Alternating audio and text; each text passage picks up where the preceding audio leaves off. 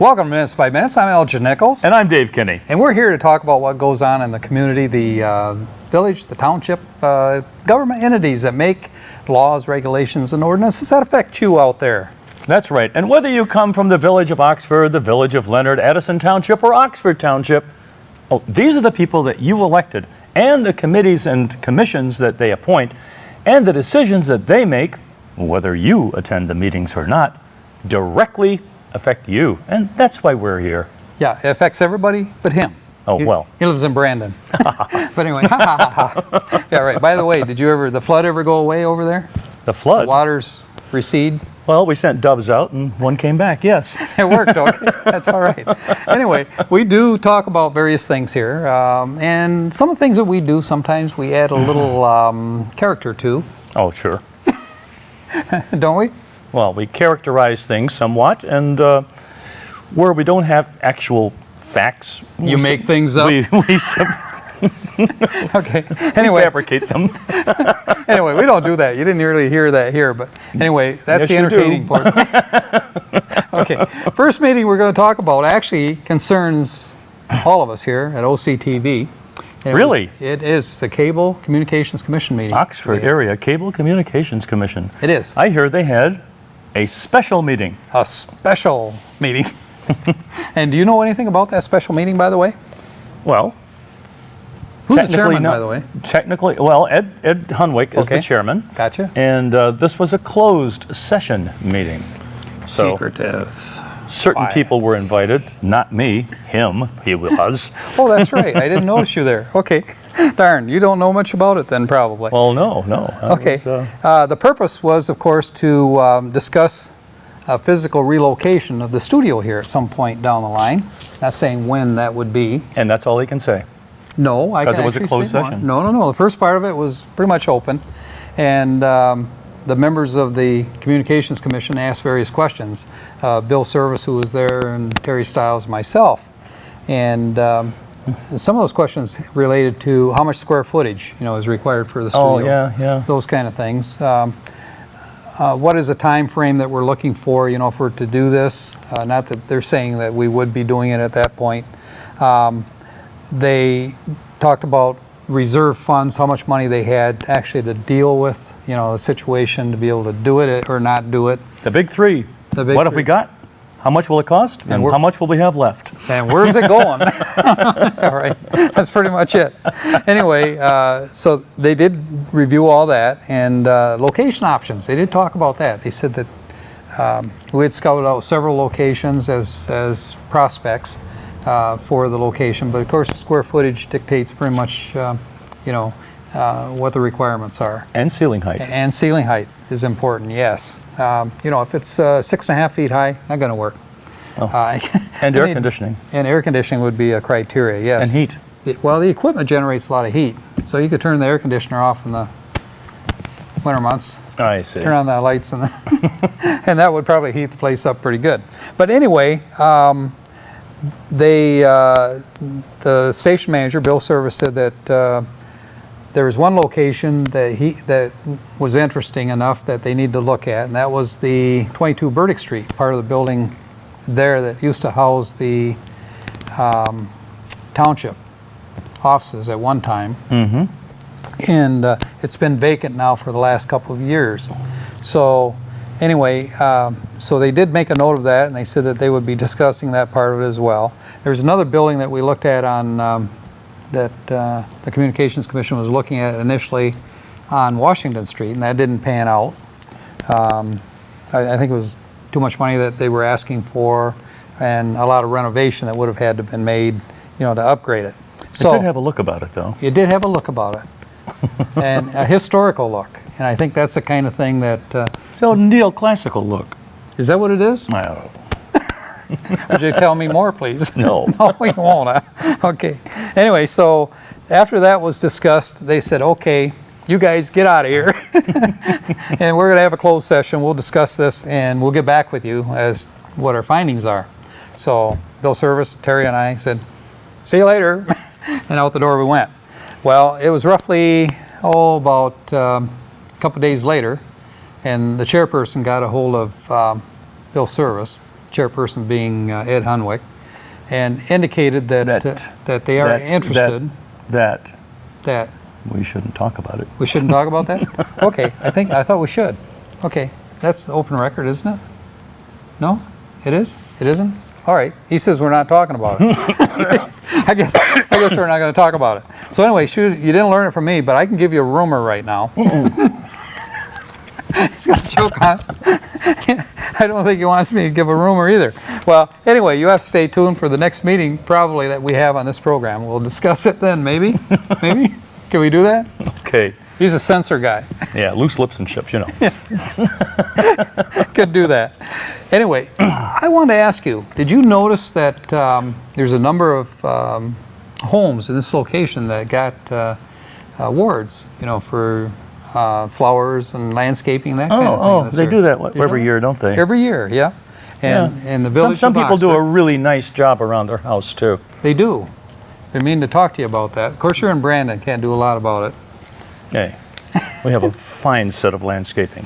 Yeah, they're called porcupines and skunks and whatever. Anyway. Well, it's out in the attractive to country. wildlife. What can I say? It's attractive to wildlife. Yes. So anyway, there are a number of homes that got mentioned. One was on 44 Hovey Street. Another was on 20 Pontiac Street. So it's been all over the village. One is 36 Denison Street. And one is Bay Point, which is 614. One is Lakes Edge Drive. By the way, I think the one on Lakes Edge Drive. Isn't that where you live? No, I live on Oxford Lake Drive. Oh, is it close by? It is close by. And let's see. So they edged you out. Yeah, they edged me out. I told my wife, you got to work faster and harder in getting those flowers out. Trim those hedges, mow that lawn. Buy the good ones She won't first. listen to me. Anyway, yeah. So anyway, so all these people kind of have really manicured lawns and flowers placed in the perfect position and spot, just so that when people drive by, they say, "Oh, wait a minute, that's pretty cool. I ought to do that to my place." That's Then right. Then they talk to their wife, and their wife says, "I'm not doing that." Anyway, You see them out there with their pistols, weed, boom. Yeah, they do. Anyway, so there are a couple other locations too. There's Woodley Way, one location there, in Washington Street, South Washington Street. Two of them on South Washington Street, 115, the other one is 95. Oh, 95, Washington that's Street. right across the street from where I used to live. You used to live there? When I first came to Michigan, yeah, Oh, seems like you were telling me about that. 96. They condemned it, I thought. Well, who knows? No? Is it still around? It's still around. It was a sturdily built building. Sturdily built? Well built. That's Sturdily is scientific name for well built out there. You can be Sturdily? well built and still fall down, but this was sturdy. Sturdily built. So anyway, so these homes are going to get recognition. They were in the Oxford Leader. So if you folks want to learn more about them and exactly who owns these homes, and if you want to see how to do your lawn, so maybe next year, you might be in the running for this. That's right. Check And it you can out. either get the hard copy or look at Sherman's publications, and you can see the electronic copy. Absolutely. On the web. And that would work. And we'll tell you more when we come back right after this. Hi, my name's Karen from Canine Stray Rescue. We're located at 2120 Metamora Road, just north of town in Oxford. We're an animal rescue here. We take in dogs. We have about 50 dogs here right now that are available for adoption. Before the dogs are adopted out, they are spayed or neutered. They're up to date on the rabies and distemper shots, and we also heartworm test them to make sure that they are not heartworm positive. We have families come through here. We're open every day, but Tuesday and Wednesday. We also have a website that lists our hours, tells you everything about our events. We go to Petco at Great Lakes Crossing on the first and third Saturdays of every month. And we also go to Pet Stuff Harvest Time on the second and fourth Saturdays of each month. If you'd like to visit us there, we take about 8 to 10 dogs, but the rest of the dogs are always at the kennel for you to come and visit. We always need volunteers. We are a 501c3 nonprofit organization. If you would ever like to come and volunteer with us, we have volunteer meetings. We tell you a little bit about us, and then you can come and volunteer with us. We would love to have you come and adopt one of our dogs. They're all listed online, or you can come and visit them. Thanks a lot. Today, a new creature walks among us, terrorizing innocent citizens. until this threat can be contained. We must all be on the lookout for the dreaded digital deadwalkers. Dude, They're not looking out for you. engage. A public service safety message from the American Academy of Orthopedic Surgeons, who want to keep everyone well connected Sorry. with strong, healthy bones. Welcome back to Minutes by Minutes. I'm Elgin Nichols. And I'm Dave Kenny. And we were talking about the village and what was going on in the village. And actually, we have a program here. It's called Daybreak. Right. They do discuss a lot of these issues on there. That's right. I believe Joe Young and Deb Uren come in and talk about what's going on. And the new director of That's DDA. year end, I'm sorry. Yeah, you're in. Right. But the new director of the DDA also, Joe Frost. Oh, was he Was in here too? today. Oh, good. Oh, you weren't here? No. Oh, okay. I saw Kyle in the back heckling him, so I know he was here. Okay. Anyway, when they walked in, we say, "Hey, JoJo." Two Joes. JoJo? Two Joes. Okay. So anyway, very nice guy. And so if you haven't caught Daybreak, tune in. Do you remember what the schedule is for Daybreak? I don't know what the schedule is, but you can always pick it up on our website, occtv.org. Click on programs, and you can slice and dice in a little thing called folders, pick up Daybreak, and you'll see the latest ones. And actually, on the inside page of the Oxford Leader, they also have a schedule. Oh, that's true too, yeah. So, As a matter of fact, it's also on the electronic version of the Oxford Leader. Yeah, it is, I guess. It is. Okay, if it's I not, say that with confidence. it could be a rumor, one of those rumors. Well, it's a This guy well-founded spreads rumor. rumors. I'm a reliable source. Right. Me. Well, the new the new director of the Chamber of Commerce is Nicole Sturrett, and she's a pretty active little gal. She's been actually up and down talking to various businesses since she got here. One of the things that she's promoting is the Christmas parade already. Ah, the Christmas parade. When is that? December 6th or what? Look it up. Make a note. I'll make a note. I forgot when it was. But it's in I early believe it is December. December 6th, I thought. It's in early December. But I'm not the one spreading this rumor. You are. Make a note. Oh, boy. Anyway, so she said that this year they're going to have a contest. Ah, They want, it's a kids thing anyway. Christmas is all about kids. oh, sure. It is. Even Okay. big kids. Jingle, jingle. Even big kids. Big kids love Christmas too, you know. Oh yeah, I think so. But anyway, they're asking for the young children to decide what the theme of this year's Christmas parade is going to be. Uh-oh. And one little girl said, "Candy. I like candy. Everything should be candy. Candyland. Candy floats, candy chairs, candy everything." Anyway, so that's the idea. But there's a form that the kids can fill out. Again, it's in the Leader newspaper, but they can also go to the So is it going office to be of the best director. suggestion or the most suggested? Well, I think it'll be reviewed by a board. Probably the chamber board. And Adults? adults, more likely, Oh. as to the choice. Oh. And then I think the young person who wins this contest will get to ride the float. Should be the Marshallette? Could be a Marshallette. There's a new word. Okay. Marshallette. That's not a real word. It is now. Marshallette. Okay. David established a new word. This is a historical thing here, folks, called Marshallette. Word coinage, done here. Done. Okay. So anyway, there's lots of things going on with the chamber also. They've got a number of new members that have just joined too.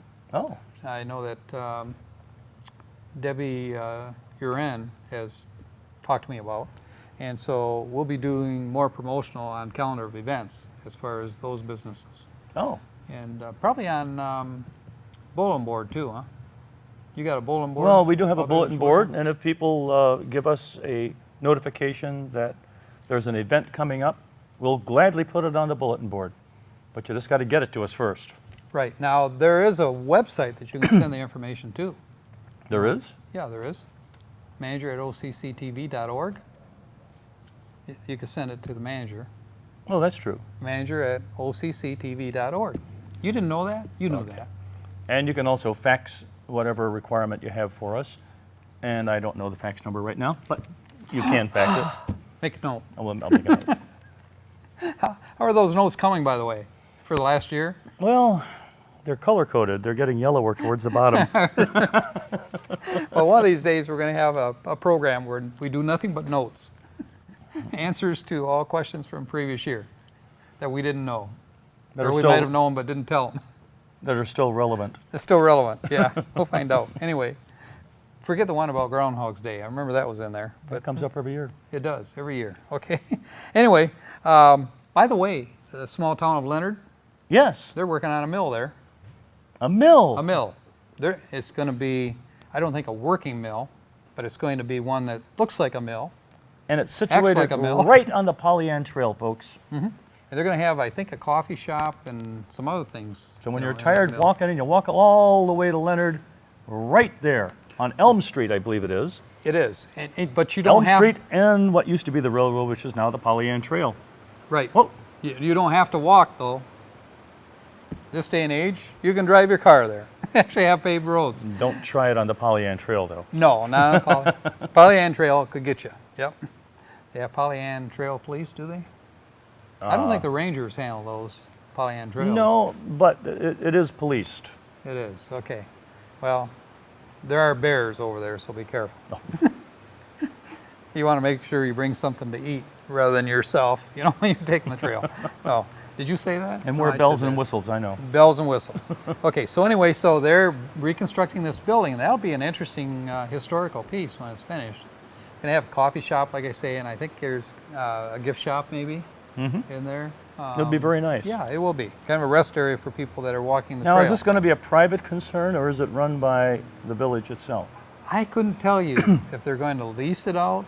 I suspect that they're going to want to have control of it to begin with. Sure. So I couldn't really tell you. A guy that would know that would be the village president. Oh, Mike McDonald. Mike McDonald would know that. Mike actually... Take a note. Yeah, no. Mike is a really interesting guy in the fact that he's in almost all types of activities and things that go on in Addison Township as well as in Leonard. Yet the guy carries a full-time job for Wow. the manufacturing company. So he mentioned it to me when I was trying to do an interview with him. Set up an interview for one of our people to do. He said, I can only do it between certain hours because he said, hey, I have what they call a three-letter word, a job, Oh, my God. besides this one. So anyway, so pretty active guy over there in Leonard. Lucky to have him over there. Mr. McDonald is doing a great Good job. citizen. Yep, he is. Now, I want to talk about Renaissance Festival because don't we have tickets? That's right. If you dial 248-628-9658 and say that you've heard, even on this show, about the promotion for the Renaissance Festival, give us your address and we'll send you 2 free tickets. Not one, but 2. 2! Yeah. And But wait, there's more. There's 2. wait, there's more. And I think the festival runs from August 22nd to October 4th. Am I right? Right. And if you've never been to the Renaissance Festival, it's something to behold. It is. But watch out for the sword fights, the jousting. Ladies of the night, they're running out all over the place. That. Anyway, yeah, right. You wouldn't know anything about that, right? But you do. Right. My wife says, "Look, there's one." Oh, So Stop I wouldn't looking. recognize it if she wouldn't Yeah. have told me. that's right. She says, stop looking. What are you looking at? You got it. So anyway, it's very interesting. It's actually set up as a old England-style village, and it goes on for seems like miles by the time you get through it all. There's music, there's jousting, there's comedy, I think there's one guy called Dead Bob, but There is a dead Bob there, I think.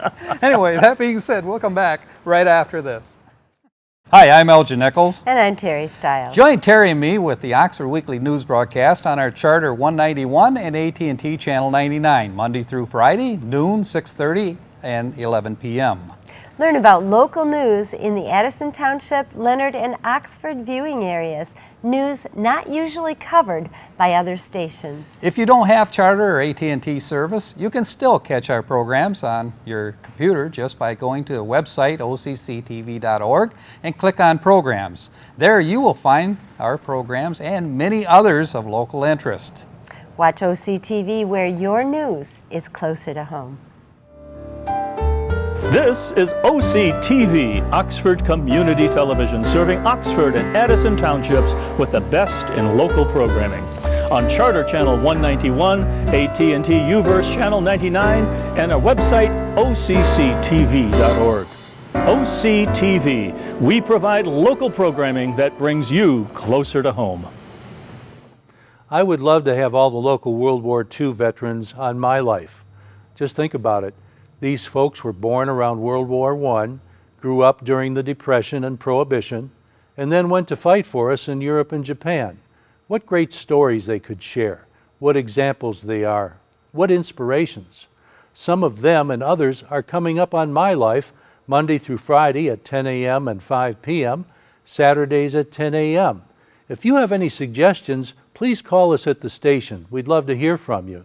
This is John Ochins. Join us on Oxford Community Television, keeping it local.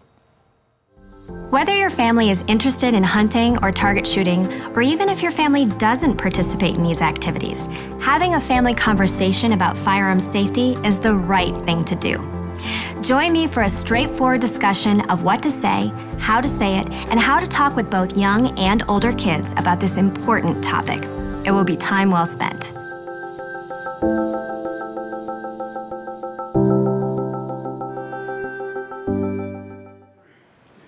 Welcome back to Minutes by Minutes. I'm Elgin Nichols. And I'm Dave Kenny. And we've been talking about all kinds of things going on here. That's because pretty much we're a little loose or low on Grist meetings. for our mill.